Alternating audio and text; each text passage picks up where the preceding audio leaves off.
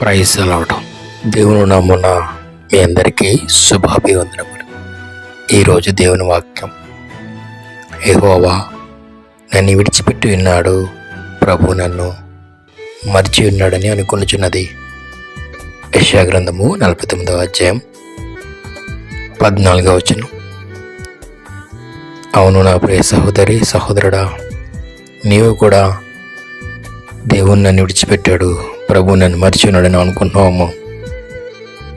దేవుడు ఖచ్చితంగా చెప్తున్నాడు, స్త్రీ తన గర్భమును పుట్టిన బిడ్డను కరుణింపకుండా చంటి పాపను మరచునా, వారైనా మరచుదురు కానీ నేను నిన్ను మరువను. చూడుము, నారచేతుల మీద నిన్ను చెక్కి ఉన్నాను చెప్తున్నాడు దేవుడు.